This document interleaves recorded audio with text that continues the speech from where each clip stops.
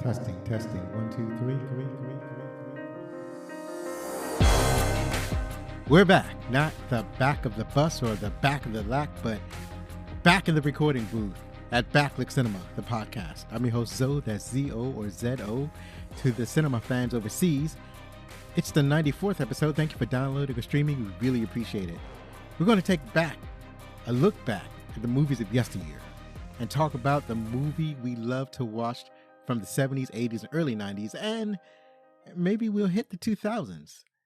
Please take the time out to offer some support by giving us a rating or review on your favorite podcast app and share our show on social media.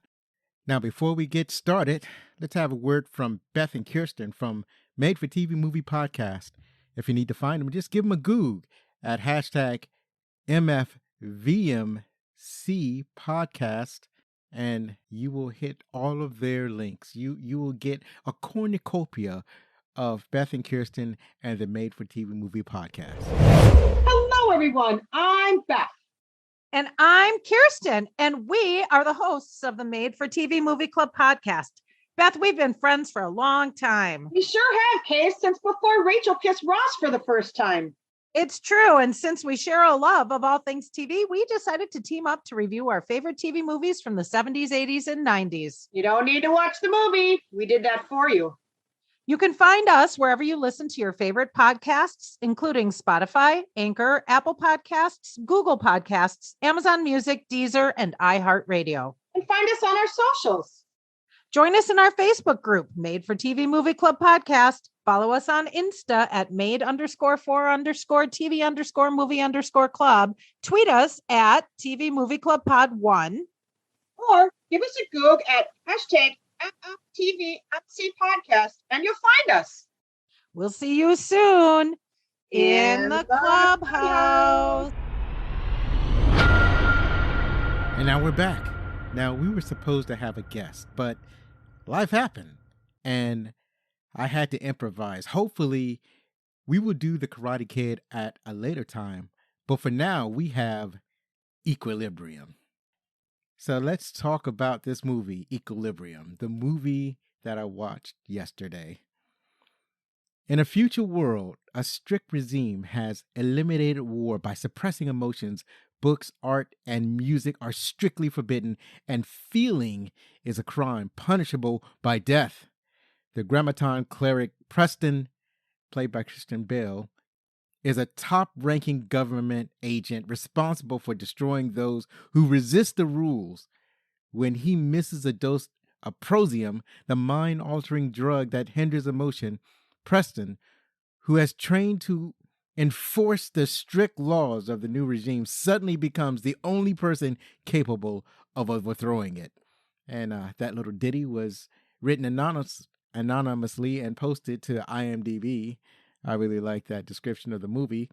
It was released December 6th, 2002, produced by Dimension Films and Blue Tulip Productions. It grossed over $1,200,000 in the US and Canada, and over $5 million worldwide on a $20 million budget. And it did not have so great reviews. It had bad reviews. Let's just call a spade a spade. But I can't help it. I truly love this movie. This movie, to me, when I saw it, was awesome. And I find it to be endlessly rewatchable. And I will explain that to you as I talk about the movie. Now, this movie was starring Christian Bale as senior Grammaton cleric John Preston. You've seen him in Vice, Ford versus Ferrari, Thor, Love and Thunder was his latest project. It also stars Ty Diggs as Grammaton cleric Andrew Brandt. He's been in The Wood, The Best Man, and lately he's been in the TV show All American. Emily Blotson plays Mary O'Brien. She's been in The Book Thief, Everest, and Chernobyl. Sean Bean, he plays senior Grammaton cleric Errol Partridge, and he's been in Troy, The Lord of the Rings, The Fellowship of the Ring, and Snowpiercer, the TV show, And obviously, you probably know him from Game of Thrones, the first season. Sean Pertwee. Oh, hold on. Let me try to say that name again. Sean Pertwee. It's probably still wrong. Sincere apologies. But anyway, he plays father. You've probably seen him in Toy Soldiers, Event Horizon, and the thing I remember seeing him from is Gotham, the TV show. William Fichtner, he plays Jurgen. You've seen him in Crash, Armageddon, and Black Hawk Down. Angus McFadden plays Vice Consul DuPont. He's been in Braveheart. I'm sorry, let me say that again. It sounded like I said Braveheart. He's been in Braveheart, Saw 3, and lately he's been in Superman and Lois, the nice TV show. It's a really nice TV show. Go check it out. And finally, we have Matthew Harbour. He plays Robbie Preston. He's been in Two Summers and The Velveteen Rabbit. He's basically is a child actor who basically decided not to continue to pursue acting. So you'll very rarely see him, but he's haunting in this movie. This was directed by Kurt Wimmer. He's directed Children of the Corn, the 2020 version, Ultraviolet, and One Tough Bastard. And the thing about Kurt Wimmer, he's in love with remakes and reimagining of previous films. So as for his writing, he also wrote this movie, and his writing credits also include Point Break from 2015, Total Recall from 2012, and an original movie, Law Abiding Citizen. Is it derived from an earlier work? Considering that he's involved, that's very likely. So the music is by Klaus Bedelt. He's a composer with 88 composer credits to his name, and he's mainly I didn't really research what country he's from, but he mainly does music for the country that he's from for those movies. But for the US, he's written music for TMNT, Constantine, and Premonition. So that's it for the opening credits. And if you're enjoying the show, please remember that you can get t-shirts, hoodies, mugs, face masks, jerseys, and more at our website, backclickcinema.com/shop. And Christmas will be on us before you know it. So order something nice for your loved ones and your friends. And I've got a couple of new designs out, so check them out. And I think that you'll like them. Okay, I'll tell you what it is. I'll tell you what it is, because I worked in this and I really like this design. So I'm really into the show Andor. Andor is a very impactful show, and one of the things that they did in Andor was they had basically a phrase or that one of the characters lived by, and the phrase goes, "The axe forgets, but the tree remembers." So I was like, oh wow, I like that. That's cool. I like what it says.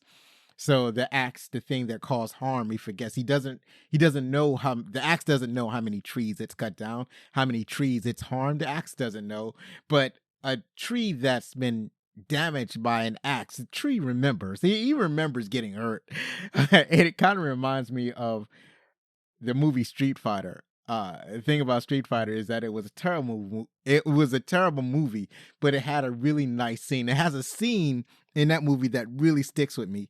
So in the movie, Raul Julia, I forgot how to pronounce his name. Anyway, he plays Bison, and Ming Na Wen plays Chung-Li. So there's an exchange between Bison and Chung-Li, and Chung-Li is angry at Bison because she says that, his armies came into her village and slaughtered her village and slaughtered her family, slaughtered her parents. And Bison says something like, "The day that Bison graced your village was the greatest day in your life. But for me, it was a Tuesday," right? So he's been out and about, like, causing damage to everyone, everything that's around him. He is the axe, and Chung-Li is the tree that remembers. And so that is the shirt that I put out because it was so impactful to me. It basically, the shirt is called The Tree Remembers. So go check that out at the site, backlickcinema.com/shop. And it would make a nice Christmas gift. I got it as a shirt, a hoodie, and a mug so far, and I'll put out more designs later on. And I got some more new designs out there. So that's it for the announcements. Now we're going to talk about our favorite parts.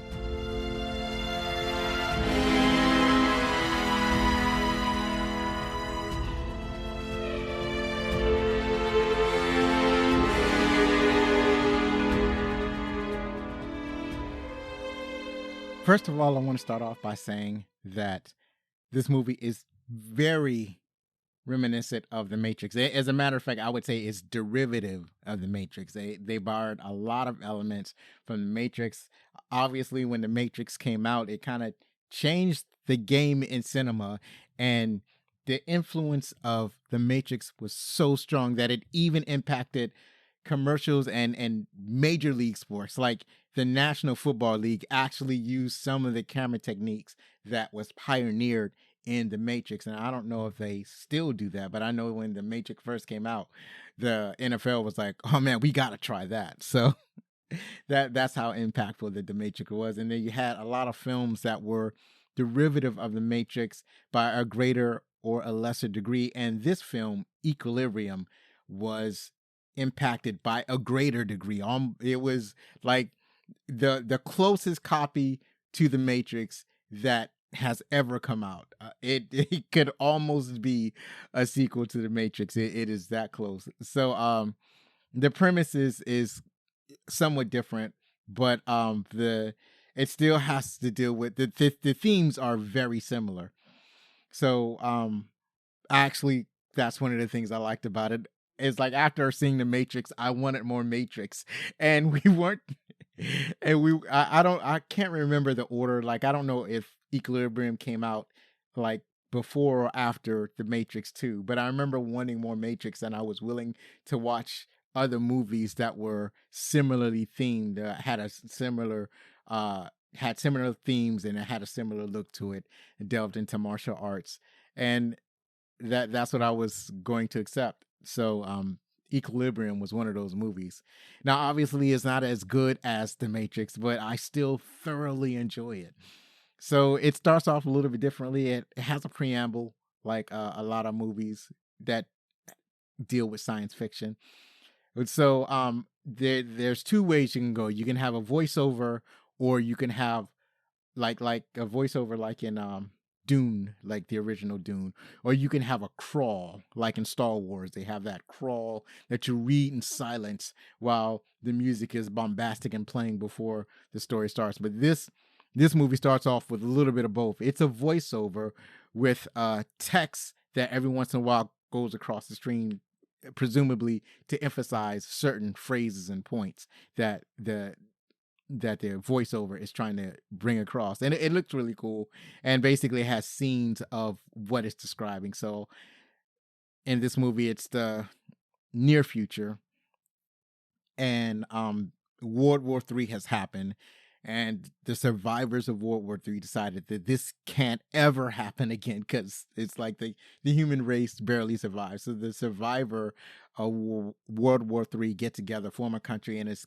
basically ruled by a totalitarian regime who has decided that emotions or anything that evokes emotion should be illegal, because emotion leads to war. That's basically the conclusion. If you have an emotion, then you're going to have war, and war leads to World War III, and World War III leads to wiping out almost all life on the planet. So we should avoid that. So we're going to cut off emotions. So they basically have a extremely ordered society where basically your only job is to go to work, where your whole existence subsists of going to work. It's like there's no art, there's no music. Your only purpose of life is to go to whatever humdrum job that you have, and then come home and go to sleep, I guess, because you can't do anything. Like the closest thing that you have to there are two things that you have besides your job that grants any sort of I don't know, that could be slightly considered art. So one is a form of martial arts called the gun kata. You're allowed to practice that, but only certain people are allowed to do it. So you have to be a member of the government, and you have to be a high-ranking member in order to be privileged to learn that. And the other thing you can do is you can procreate to create a family, because you still have to so human society needs to continue, so you're allowed to procreate, but you got to do it without emotion. So I can't imagine what that must be like to uh to perform these actions, to perform what we call lovemaking, and to be able to do it but have no emotion about it. So those are the two things you can do, because, or perhaps eating, but I can't imagine there being any flavor in the food if you're not allowed artistic expression. You're not allowed to experience emotion. So you wouldn't be allowed to have food that would evoke any particular emotion other than the satisfaction of having eaten. So that is the society that is built in this movie. So that's and that's kind of explained the preamble. So one of the things I like about it is that the movie opens with action. It's action packed, and basically the purpose of establishing the action. A lot of action movies have the establishing action scene. So this action scene is designed to show how awesome the protagonist is at his whatever his given talent is. So like if you're the best at a particular talent, especially in an action movie in law enforcement, or if you're a spy, or if you're a soldier, they're going to give you that beginning action scene. So in this one, the main protagonist is what they have these high ranking special agents. So you have the regular police and you have special agents, and the agents are called clerics because they treat their government as almost a religious organization, and I'll get into more on that later. So so because it's kind of a religious organization, they're called clerics, and the protagonist is a senior cleric. So he's a senior Grammaton cleric, and his name is John Preston, and he's played by Christian Bale. So, and this, it kind of starts off like the Matrix, right? It's reminding you the Matrix off the break. So basically, you have some people that's holed up in this hidden location outside the city limits doing some illegal stuff, which is basically consuming art, appreciating art, like reading books, admiring paintings, listening to music. All of this is illegal. So they're in there doing that thing, and they have a horde of illegal stuff in their on the premises. So that's what they're doing. And then they see the police come, and so now they're going to barricade in their hideout, and they're going to fight the police off so that they can continue to appreciate their art, which is now illegal. So you got a horde of police come in, and there's a huge gun battle. And then the special agents arrive, and the special agents are going to do their special agent thing. So this is reminiscent of the beginning of the Matrix, where you have the regular police come and they're tracing Trinity, and then the special agents that you don't even know what agency that they're from, because they don't say they're from the FBI or the CIA or the they don't say that they're marshals. They don't identify themselves really. They're just recognized as special agents, and the agents come to deal with the situation that the police can't. So that it's very, the only difference is that in this case the agents in the Matrix are the bad guys, and they stay bad. They're going to be bad for the entire film. But in this movie, the agent comes in. They're not necessarily the bad guys. They're just performing a function. They're just enforcing the law, because they're not necessarily bad. It's the system that is bad, and they're essentially agents of the system. So they're going there doing their job. Their job is to, as far as they're concerned, these people are doing some illegal stuff, and so they need to be stopped. But they've already fired on police, so now they need to be taken down. They need to be neutralized, and usually that means they need to be killed. So So the police are, it's not necessarily more than the police can handle, but the agents come there because to presumably minimize minimize the loss of life. I got that out. So they go in there, and so they got special skills, they got special training. So what the police did, so all of the illegal people, the people doing illegal stuff, the criminals, let's call them that. Let's call them the criminals, because technically that's what they are.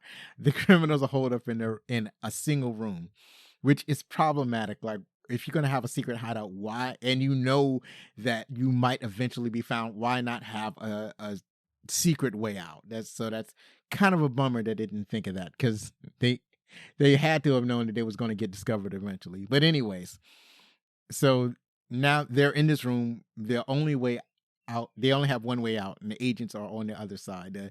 So the police basically, I don't know what they put charges on the door. They surround the door. I'm not exactly sure why. I thought they was going to blow the door with explosives, but they don't. They just kind of stand at the door. And usually when the police are standing at the door, you open it and they go in, they kind of shoot up the place that way. But that's not exactly what they're doing. They're just basically standing at the door. And then Cleric John Preston, he runs and kicks through the door. And the room is pitch black. And I know he had asked the agents to shoot out the lights in the hallway as soon as he goes to the door, and so that's what happens. So now, they shoot at him. The guys in the room, they start shooting at Preston, but they don't hit Preston, and which is kind of wild. Well, actually, there's two things wild about that. If you're surrounding a single person, you don't want to shoot at that person if you know that there's somebody, one of your comrades on the other side of that person, because you might hit the person that's on the other side. So if it's kind of hard to shoot at somebody that you are surrounding. So that's problematic. But that's kind of what happens. They all kind of shoot at Preston, and they don't hit him. They miss. And then there's total darkness. They're not sure if they actually hit him or not. So it's completely quiet. And the next thing you know, Preston is firing at them. He's firing at these weird angles. He's firing with two guns. It's like over his shoulder, under his arm. Is all these crazy. It looks awesome. It's crazy and it's ridiculous and it's unrealistic, but it looks awesome. And this is the gun kata that I talked about earlier. So he's using these martial arts moves with his guns, and because it's pitch black, you only see him when his muzzle flashes. So it's like Vogue, like Madonna Vogue. He's in different fashion poses, shooting at people in different directions, and by the time he's done, everybody in the room is dead, and he's just kind of standing around. And then they it's impactful to me. It's fun.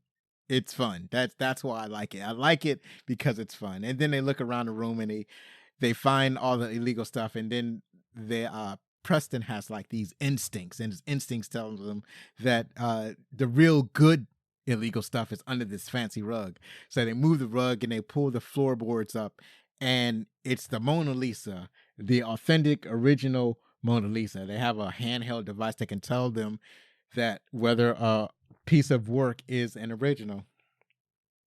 So they find it and they burn it.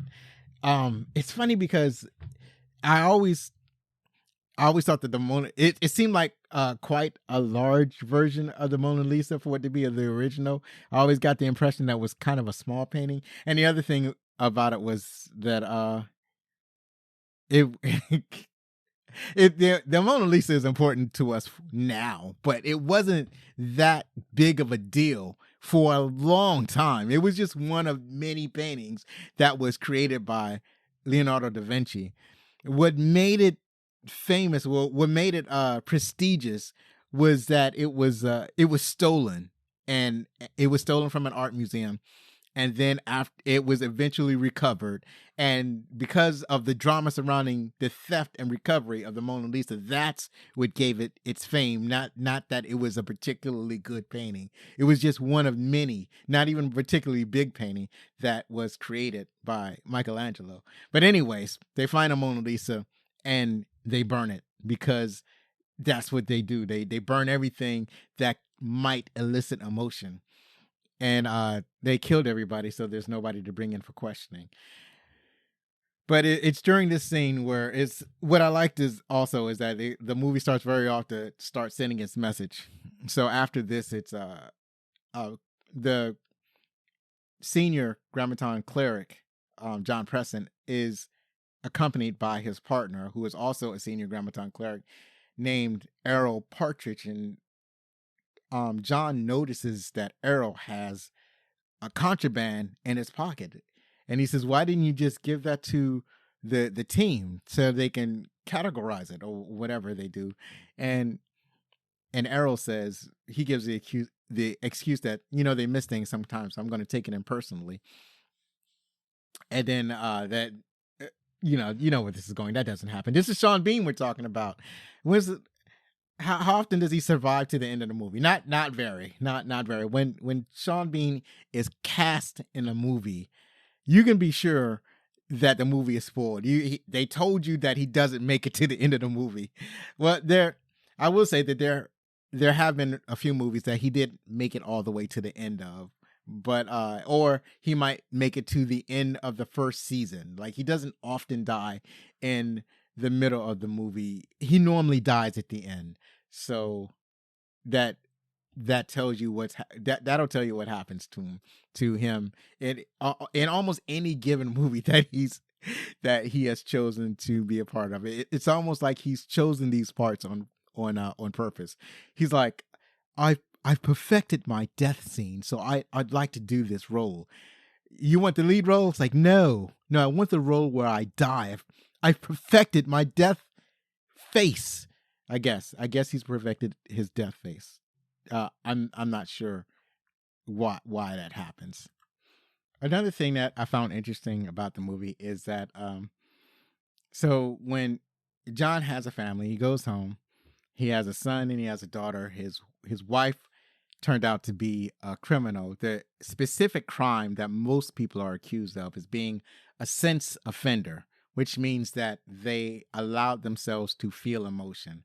Now, as I mentioned earlier, this society is control. Well, control isn't the right word. But anyways, basically everybody in society has agreed to take this drug called Prosium, and Prosium deadens the emotion. So everybody is supposed to be essentially emotionless. So when John's wife died, this is his backstory. He felt no emotion about it. She was a sex offender. She was arrested by the police, and she was taken and she was executed, and John felt no emotion about it because he was on that Prosium, and he was a cleric. He was, I think he was a basic rank cleric at the time that this happened. And his children also had no emotion about it because they were also on the Prosium. You start on Prosium from a very young age. You really don't even get a chance to feel emotion. So the thing that's impactful is that John is home, and his son is first addressing him by his proper name. He says, "Hey John, what are you doing?" His son is always questioning him on what he's doing. Like, if he's he drops something, and his son's like, "What are you doing?" It's like, "Oh, I just dropped this thing over here. It's no big deal. Relax. I'm glad you're paying attention." Or it's one time his son asked him, "I saw a friend of mine crying. Should I report him?" And his father was like, is almost hesitant, but he's like, "Yes, of course you should. Of course you should report him." And then later on, you find out that that's kind of a test. So his daughter doesn't really say much of anything, but it's more like his son is really he's almost fearful of his son because his son is demanding and always asking questions. So one of the things that happened is that he at specific times, I guess you gotta take a dose like 2 or 3 times a day. So John is trying to put in his dose of prosium. They have like a needle, not a needle gun. It's basically a needle. How am I say? Like a hypodermic needle, but it's the shape of a gun. So it's shaped like a gun because you keep the doses in the handle. So you open up the handle, you take out the dose, then you put the dose in almost like a cartridge into the needle part, and then you press it to your neck and you squeeze. You give yourself the dose, and that now you'll have a few more hours of not feeling anything. So in the process of taking out this dose and putting it in the needle, John drops his and it splashes and it's done. And his son was like, so you're gonna what are you doing? And John was like, I just dropped my prosium. It's like, well, you're gonna go to headquarters and you're gonna get some more, right? And yeah, John is like, yeah, of course I am. But it's like, and in that, it's almost like you can see the fear that John has of his son. So but I'm kind of getting ahead and jumping to the son. So the other part is, I had alluded to Sean Bean's eventual demise. That was a neat part because it kind of sets off the themes of the movie. So I had mentioned that he had gotten a book and he was supposed to turn it in, and John figures out that his friend, the cleric Partridge, did not turn the book in. And so now he takes a team to go looking for Cleric Partridge, played by Sean Bean. And then they find him outside the city reading his book that he had gotten, contraband. And this book is like part of the themes. Is a book of poetry, and he's reading it. And of course, John has to bring him in. And the cleric, Errol, has indicated that he is not going to go peacefully. So John ends up shooting him through the book, like the Errol holds the book in front of his face, and John shoots him through the book in the face. It's a nice scene. It looks really nice. But basically, something happened where Errol had stopped taking his prosium and has allowed himself to feel. He had become a sense offender. He is being moved by poetry and music, and so he was going to be in prison, but instead of going to prison, he pretended like he was going to shoot John, and or something like that. Like he had his gun on his lap and he was kind of reaching for his gun. John saw that he was reaching for his gun and then shot him. That's basically how that happened, right? But because at that time John was still on the prosium, so he felt nothing about it. And then pretty much right after he eliminated his partner was replaced by Grammaton cleric Andrew Brandt, played by Ty Diggs. And Ty, he also does not have any emotion, but he smiles a lot. That's his way of talking to people. It's one of those. Oh, I don't know if you can hear that, but it's a motorcycle outside. Anyways, his smile is deceptive. It's a way of conning people. So his smile is a con. So anyways, he's also in a way looking for weaknesses, and he's ambitious. He wants to climb up the ranks of the organization. And when he first meets Cleric John Preston, he's like, I'm going to make my career with you. And later learn he's going to make his career any way he can, either by sucking up to John Preston or by trying to take him down or some other thing, whatever way that he can do it. So so I kind of like the machinations that this movie introduces. So I mentioned earlier that John had gotten off the juice. He had spilled his prosium dose at home, and his son was like, "What you doing?" And he says, "I'm gonna you better go and replace that, as at the headquarters." And John was like, yeah, I'm going to replace that. And But when he goes there to replace his dose, the place is actually closed, so he doesn't get it replaced. So now he's gone way longer without taking his dose than probably he ever has in his life. But he's still able to maintain the veneer of being emotionless. But the problem is that the closest thing that person that he has ever been to was his partner, the cleric Errol Partridge. So he's feeling the effects of having killed him, and it's bothering him. And lots of things are starting to bother him, even though he's trying to maintain this veneer. There's a point where he's trying, well, like he goes to his desk. Everybody's desk is absolutely identical, because that's part of the program, is being identical, is like to shed your individuality. That's why everybody's wearing the same clothes. All the women have the same hairstyle. No woman is actually wearing makeup that's in the society. Only the criminals wear makeup. Only the criminals wear their hair in a different hairstyle. The men have only slightly different hairstyle. It's either a part, or it's like John's hair, which is slicked back. But, or even there's a vice cleric, and his hair is kind of like regular, but I guess the men are allowed to have slightly different hairstyle, but all the women have all the exact same hairstyle. So he starts investigating his friend that he had executed, and trying to find like why he decided to get off the dose. And it's fun, that's another kind of funny thing, because they'll confront criminals, and one of the things they'll say is like, how long you been off the dose, is like the exact opposite of how long you been how long you been dosing, why you been dosing up. But that's what they say in the reverse type of cop movie. But in this cop movie, it's like, how long you been off the dose. So he's looking for reasons why his partner would get off the dose. And in his investigation, he finds a woman named Mary O'Brien. They go and try to arrest Mary O'Brien, played by Emily Watson, but he has his partner with him.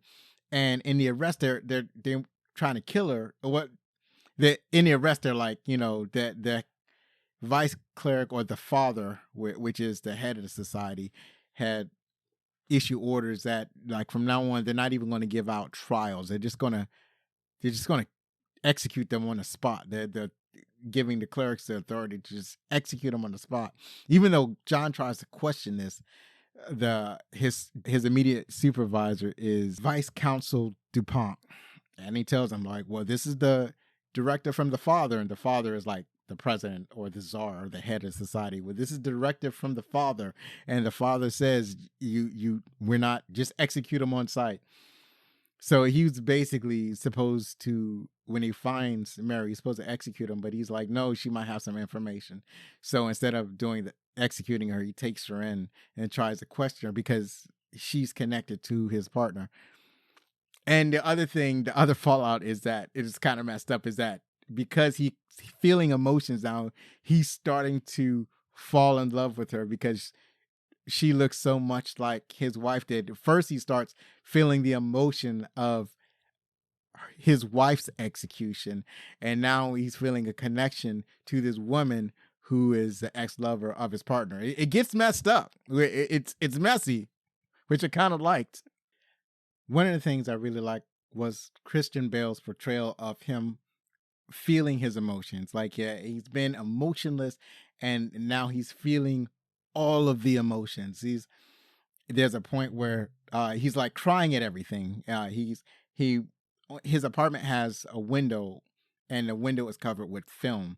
Now, presumably, this is to prevent people from looking out at the cityscape, because even though the cityscape is as bland as you can possibly make it, it's supposed to look bland and industrialized, but even that, people might find joy in it. So because people might find joy in this bland, industrialized looking cityscape, all of their windows are covered with this film.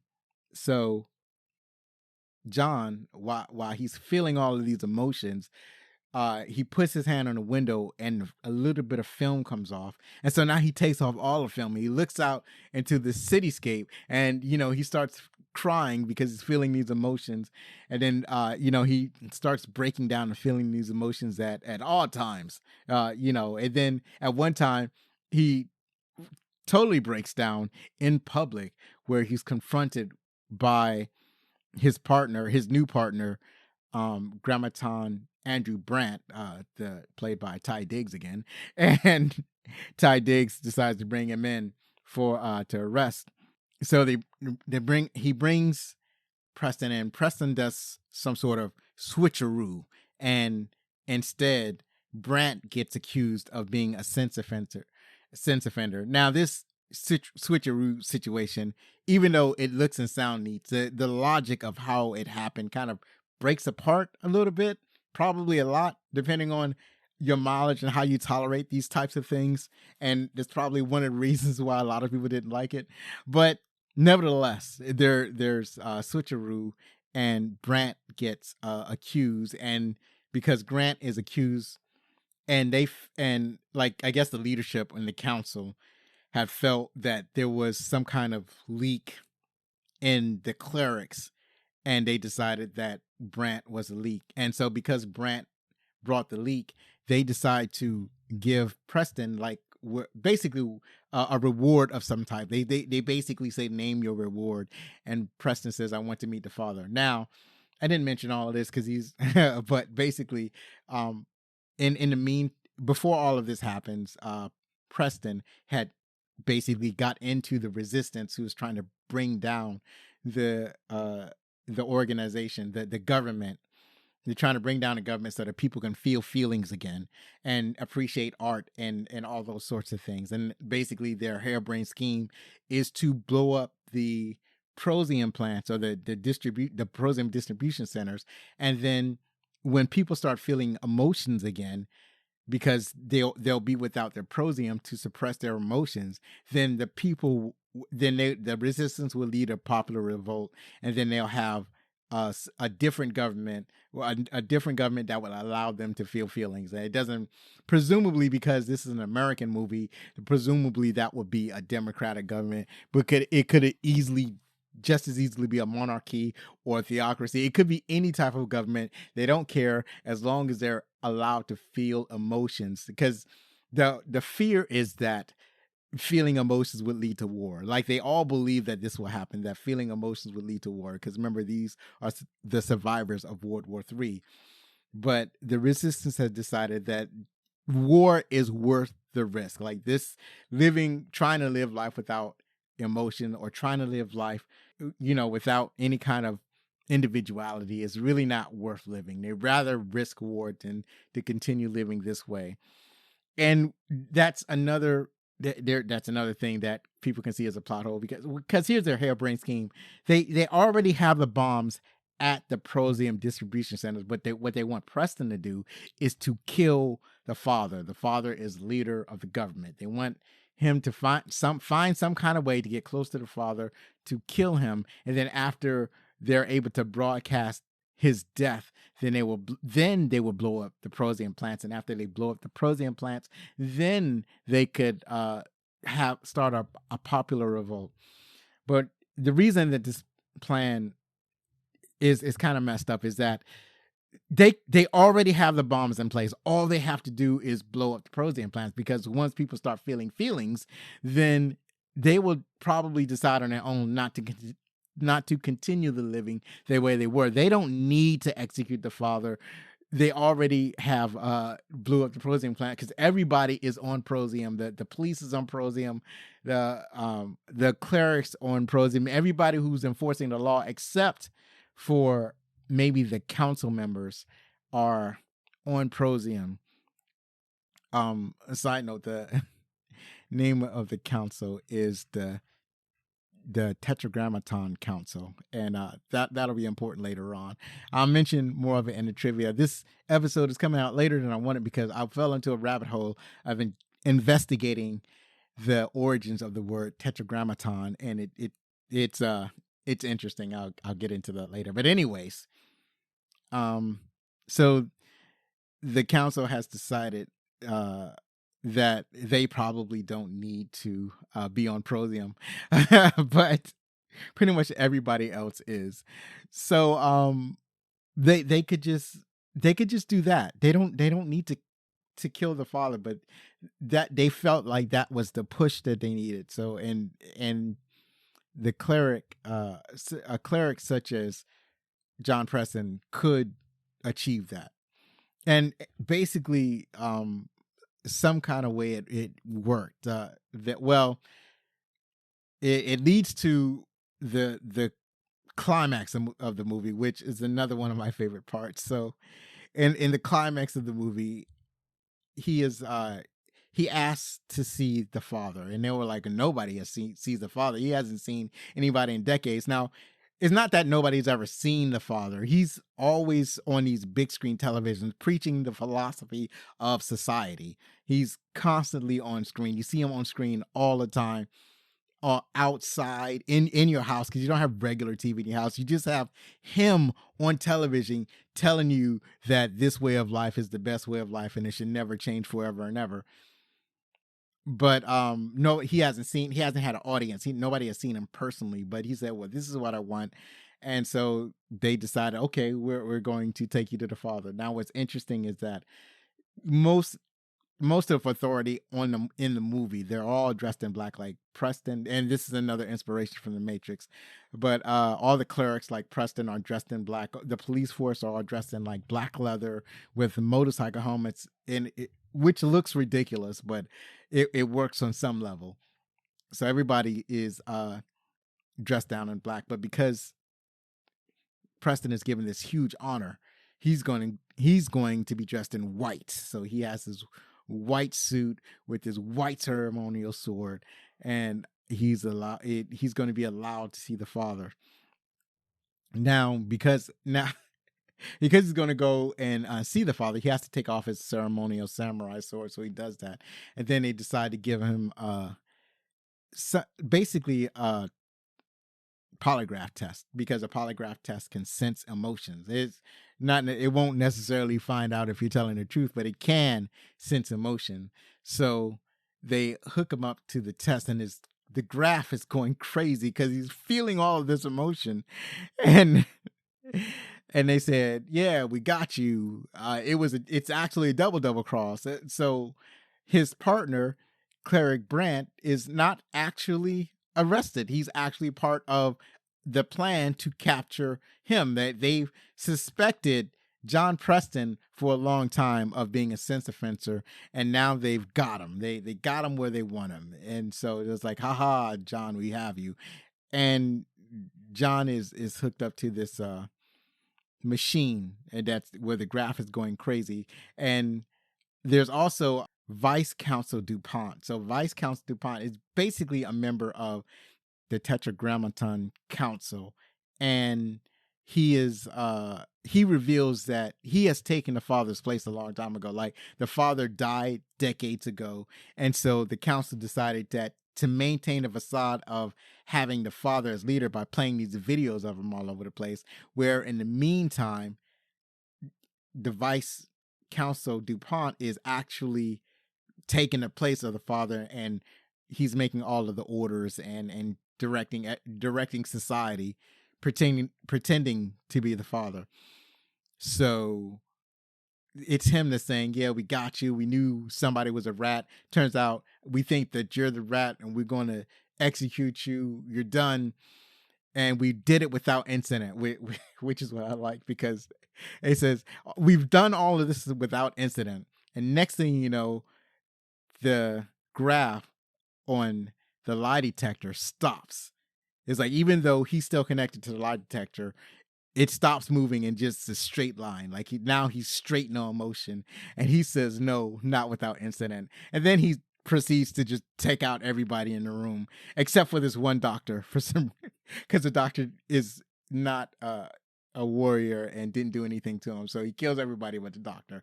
And then he goes into another room, and then he does his gun kata stuff and kills everybody. No, or does he kill him with a sword? I can't remember.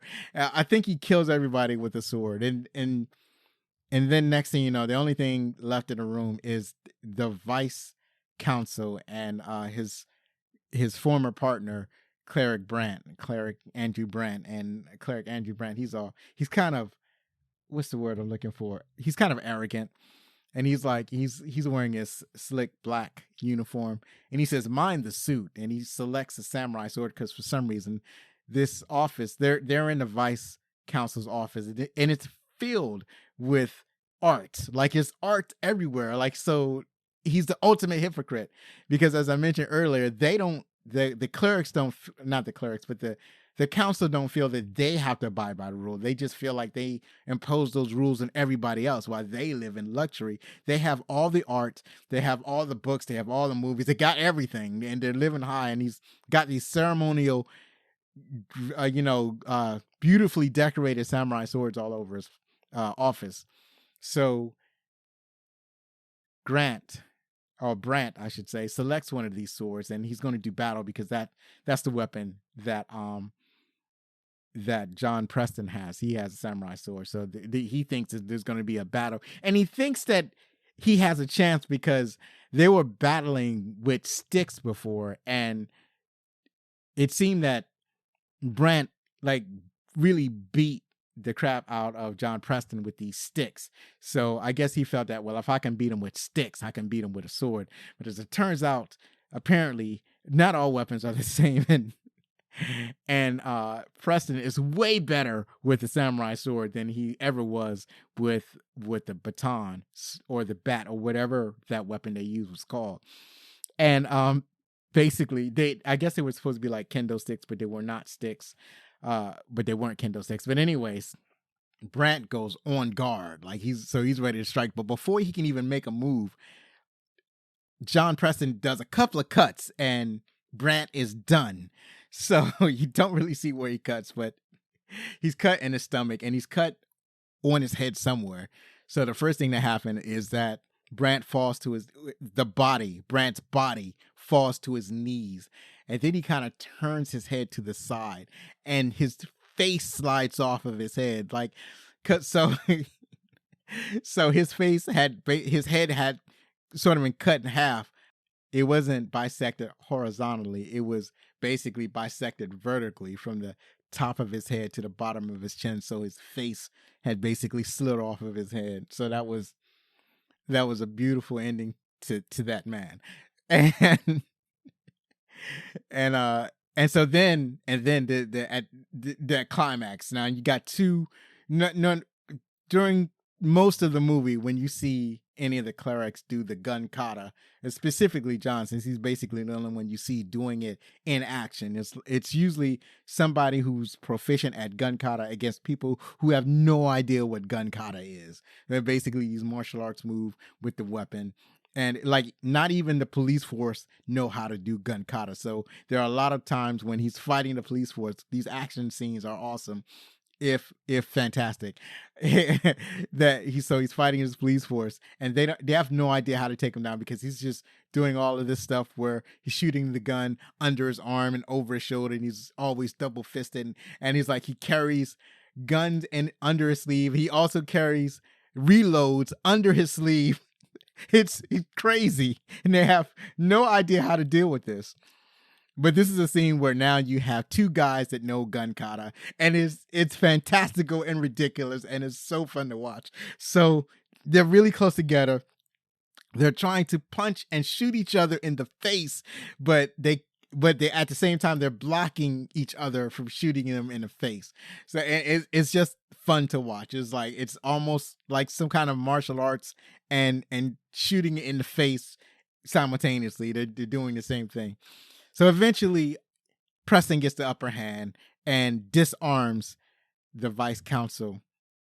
And so the vice counsel is kind of, he's kind of standing there. It's like, come on now, I'm a man. I live, I breathe, I eat. You wouldn't kill that, would you? And of course, Preston would kill that. And that's basically the end of the movie. He kills the vice counsel. He destroys the propaganda stuff that has the projections of the long dead father preaching his his philosophy. And so these screens go blank, and then when those screens and projections go blank, that's when you see the explosions in the background of the Prosium distribution centers, and that's the end of the movie. And then the populace rise up, the resistance, and it happens immediately. Like the resistance immediately starts attacking the police station. They don't even wait a couple of days for the populace to get off of Prosium and decide they don't need the police, or the police decide they don't need to be policing because they're off of Prosium too. Resistance immediately goes into attack mode, and the revolution begins. And so it's really the beginning of the fight for freedom, not freedom itself. And that's another. I'm glad they didn't end the movie with "and everything was okay." No, it's just the beginning of more violence, and that's the end of the movie. And it was just, I know that this movie has story problems and plot holes and logic issues, but I think it was the action that got me, and the message that it was trying to convey. Is basically the George Orwell 1984 message that it was trying to convey. I appreciate it, even though it was poorly communicated. I appreciate the effort, while not just doing an action movie and not being a blatant copy of The Matrix, even though it's basically the closest copy of The Matrix you can watch without actually watching The Matrix. And in my opinion, actually better than any of the Matrix sequels. Like, it's not as good as The Matrix, but better than any of the Matrix sequels. And when I watch it, it might be neck and neck with the second Matrix movie, or better, but that's how I feel about it. But anyways, no, it doesn't have this weird shower scene. It doesn't have the weird shower scene in the Matrix. Is it called Matrix Revolutions? I can't remember. The second Matrix movie has a weird dance shower scene, and Equilibrium doesn't have that. So that puts Equilibrium on top. And yeah, I guess those are the things that I liked about Equilibrium. So that's it for my favorite parts of the movie. And up next, we are going to talk about the trivia from IMDb.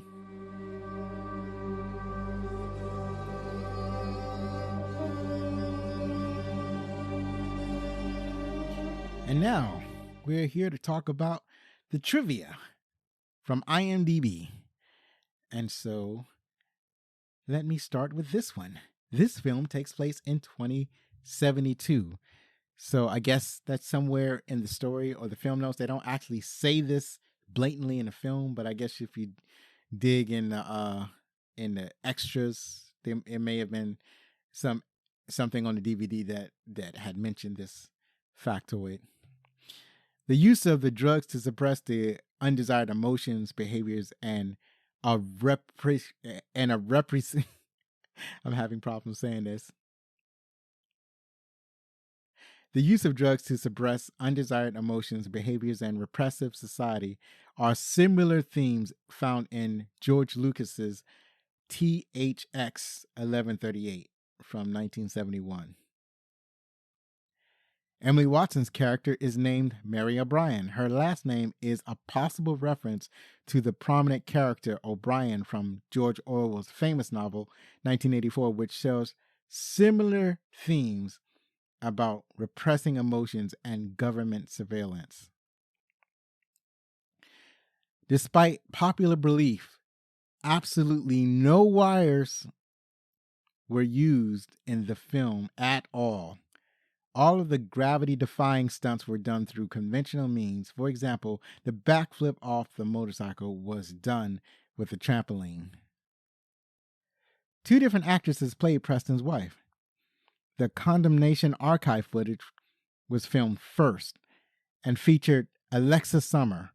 However, when it was time to film the scene where she was arrested, she could not be found.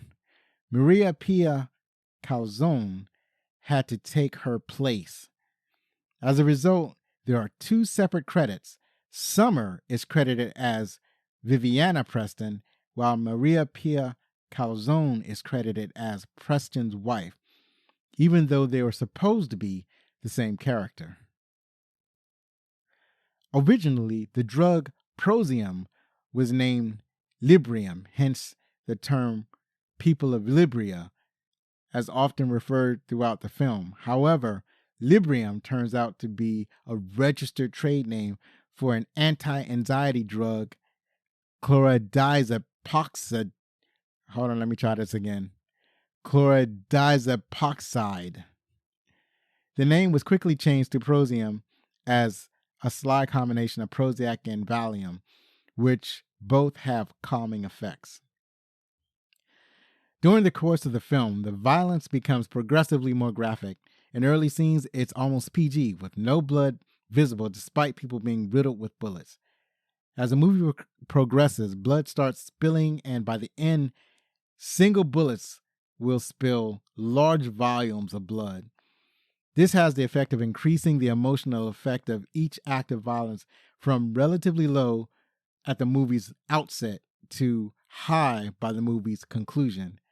It would seem intended that the viewer would grow an emotional sensitivity to the violence just as the main character does. The Kindle-type swords used during the sparring scene were designed especially for the film and were turned wood, which broke quite easily during filming because Christian Bale and Ty Diggs were really whacking each other with them.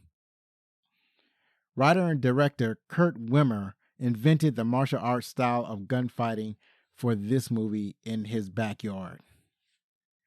Wimmer had originally wanted Christian Bale for the lead role as senior Grammaton cleric John Preston after seeing him in American Psycho in 2000. Bale was not available at the time, so he considered Dominic Purcell for the role.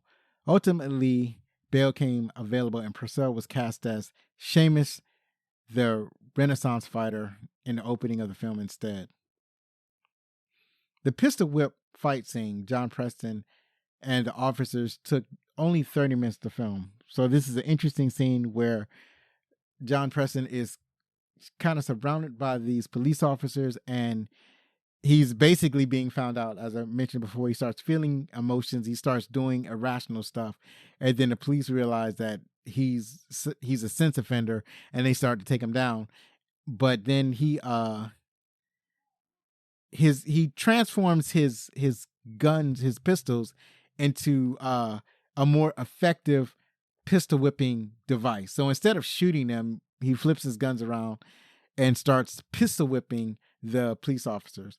And because they got these little protrusions that come out of the end of the pistol grip that I guess supposed to scratch and rake the faces and the body parts of the men that he's pistol whipping. But the curious thing is that he doesn't kill them. So that, it kind of creates another plot hole. Because like these men are going to wake up and they're going to accuse Preston of beating them up. But the movie doesn't really address this. So I had alluded earlier that I had planned for this episode to come out like earlier. And I got caught into a rabbit hole and the source of the rabbit hole was the Tetragrammaton. So the Tetragrammaton is the name of the government in this movie. And the movie is led by the Tetragrammaton Council, and the Tetragrammaton Council is led by the father. So the Tetragrammaton is translated as word with 4 letters from Greek, I believe. So the symbol of the government is basically reminiscent of the swastika from Nazi Germany, where instead of the four angles that are arranged in a weird plus shape, they have the Tetragrammaton symbol is basically a T sign that looks kind of like a spokes of the wheel. So if you can imagine 4 T's arranged in the spokes of the wheel, where the bottom of the letter is pointed at the center of the wheel or the circle, that is the symbol of the government. And it's basically the black letters on a white circle that has a black border, on a red background, like so reminiscent of the symbols of Nazi Germany. They're really trying to evoke that idea of a repressive government. So they use when trying to impress you with those ideas, they usually reach for symbols of Nazi Germany. So when referring to in regular language, when people talk about the Tetragrammaton, they're really talking about the word that is used in Judaism in reference to the name of God. So in English letters, it would be YHWH, and in Hebrew, it's Yod He Wah He, or Yod He Hua He. And I think I pronounced that correctly. I'm not exactly sure, but anyway, it's the 4 letters that represent the name of God. The story goes that they use the letters because they didn't want to use the vowels because they don't want to say the name of God, and that's why you see that represented in the King James version. When God meets Moses, that is how God introduces himself to Moses, and when it's translated to English, it is I am who I am. That's what it kind of translates to. Anyway, that's the rabbit hole that I dug myself into, and I'm apologize for dragging you into that hole. So moving right along, some of the tank-like vehicles seen driving along the streets are in fact white painted airport tugs, the kinds used for pushing very large aircraft such as 747s, which is very interesting because they look like military vehicles. And I'm surprised that they're not. Although he actually drives a car in several scenes, Ty Diggs didn't know how to drive at the time of filming, most likely due to his New York City background. And that being that there are a lot of people in New York City that don't seek out a driver's license because it's so unnecessary. Like even back when this movie was made, it's like taxis and subways were extremely accessible, and a lot of times it was way easier to use the subway system instead of trying to get into traffic and drive a car. It's like most of traffic are taxis and people in their personal cars. Why would you put yourself through that when you can just take the subway? The poem that Partridge reads in the church is He Wishes for the Clothes of Heaven by William Butler Yeats, published in a collection, The Wind Among the Reeds, published in 1899. And the poem goes as follows. I'm going to mess this poem up because I'm not someone who reads poetry, but I'm doing it. I'm doing it here, doing it now. Poetry on Backlit Cinema, the podcast. Had I the heavens embroidered cloth, and wrought with gold and silver light, the blue and the dim and the dark cloths of night and light and the half-light, I would spread the cloths under your feet. But I, being poor, have only my dreams. I have spread my dreams under your feet. Tread softly, because you tread on my dreams. There you go. Did I mess it up? Yes, it's a little messed up. It's all right. As I said, poetry is not something that I'm particularly skilled at. Up next, the pistols used by the Grammaton Clerics are Beretta 95Fs, not the Beretta M93Rs as some believe. Converted to fully automatic firing, many other modifications were made, including giving the guns longer barrels and modified slides, top part shell ejection, and adding a compensator to the barrel. Non-firing versions of the pistols were given selector switches. When the gun was fired, the muzzle flash formed the Tetragrammaton cross symbol an effect added in post-production. What's interesting is that is one thing that they predicted about the future that came true, is that there are people right now that are converting semi-automatic weapons, pistols, and well, I don't know necessarily pistols, but certainly rifles and smaller guns.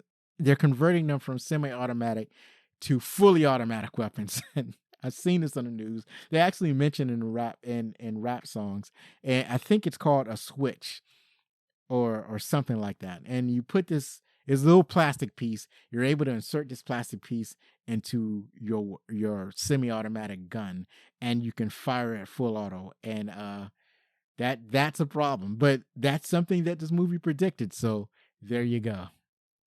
So finally, I have this last piece of trivia. The film's fight choreographer, Jim Ramos Vickers, and Kurt Wimmer, the director, had some slight disagreement on how the martial art gun kata should be performed on screen. You can see little friendly jabs to the choreographer in the film when Kurt Wimmer performs the gun kata at the beginning. You see it's very fluid and smooth. The way it's actually used in the film is very rigid, with a few flowing moves thrown in. Also, in Angus McFadden's speech to the clerics in training, he says, each fluid position, slightly stressing the word fluid.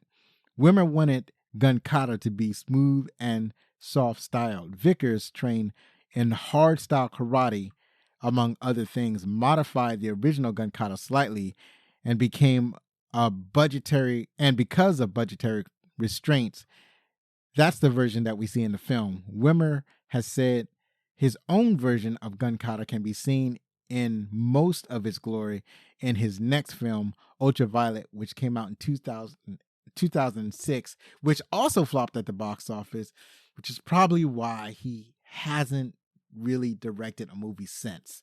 He's gone back to writing movies because his movies don't make money. And when you put out a couple of flops in a row, I mean, they flopped hard. That's the problem. They flopped so hard. And the funny thing is, I like Ultraviolet too. I really enjoyed watching Ultraviolet, but unfortunately, it flopped hard, and that basically kind of ended his director's aspiration. I mean, he didn't even get kicked back to television. He went straight back to writing.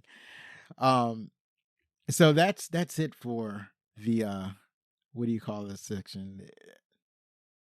That's it for the trivia presented by IMDb. And now, in our next section, we'll talk about what the critics thought. And now, we're going to talk about what the critics thought. The critics gave it a 40%, and audience score was 81% on Rotten Tomatoes. IMDb reviews gave it a 7.3 out of 10, which is interesting because it kind of mirrors the audience reaction on Rotten Tomatoes. It doesn't have a low audience score on IMDb either. So I think it's just one of those movies that the audience liked way more than the critics. It didn't get that much play at the box office, apparently, because it didn't receive a wide release. But and that's a shame. That's really a shame. I don't think that the producers gave this movie much of a chance at the box office. But at any rate, let's see what the critics have to say. We have Nathan Rabin from the AV Club. He wrote, though ultimately silly, Equilibrium shopworn, but stylish synthesis of ammo and ideas is surprisingly engrossing. Yes, I agree. Yes. All of that feels correct to me. Maitland McDonough from TV Guide wrote, it's hard not to feel you've just watched a feature-length video game with some really heavy backstory. You know what? This is scored as a Rotten Tomato, this particular review, but you know what? She's not wrong. She's not wrong. It is kind of like that. I think that this would make, if done correctly, this would make a great video game. Imagine doing like a gun kata in a video game. That would be fascinating. As a matter of fact, if you played Bayonetta, that kind of gives you the feeling of gun kata. Or Devil May Cry. That also has a feeling of Gun Kata. So up next we have Betty Jo Tucker from Real Talk. She wrote, it's called Real Talk, Real, like the movie Real Talk movie reviews. She wrote, Equilibrium succeeds primarily because of Christian Bale's uncanny ability to project the awakening soul of the character he portrays. And I think that's absolutely correct. That when he starts to feel his emotion, going from being emotionless to start feeling emotion, and the process of hiding the fact that he's feeling emotions, I think all that works wonderfully. James Rucci from Netflix wrote, Derivative Dystopia is a muddled, maudlin, and laughable mess with a few nice fight scenes to break up the failure. And you know what? I don't think he's wrong. There are a lot of times when people will write what is basically a negative review, and they'll reveal some truths about the movie, or it's one thing or another. They'll either like totally trash the movie and say a bunch of unkind things about the movie, and I often disagree with those, or it's a bad review, but they'll reveal some truths about the movie, and I can't argue with them. I think that he's right in this, even though it's basically a bad review. I have to say, yeah, he has the right of it. He's not wrong. And finally, we have Jeff Andrew from Time Out. He wrote, You can rant at me for hours, all the reasons it sucks. And I probably agree with most of them. But the point is, I had fun. And I had to add this review because this is exactly how I feel about this movie. It's exactly how I feel. It's like, I know that it's got some issues and complications, but I really enjoyed it, and I can't get past my enjoyment. I can watch this movie again right now. Is how much fun I have watching this movie. So that's it. Finally, Equilibrium is, as of this recording, available on HBO Max. That's it for today. Please join us next week where we check out Mission Impossible, the movie that started the never-ending movie series. Follow us on Twitter or TikTok at Backlit Cinema, or on Facebook or Instagram at Backlit Cinema Podcast for update. Don't forget you can contact us with any questions, comments, or suggestions at fanmail@backlitcinema.com. One last time, if you like this show, then please help us grow. You can do this by subscribing. You can subscribe to the show, rate us, write a review on Spotify, Podchaser.com, Apple Podcast, or your favorite podcast app. Believe me, it matters. Be safe. Share a movie from yesteryear with your family. Hug your loved ones. And if you're going to be anything, be outstanding.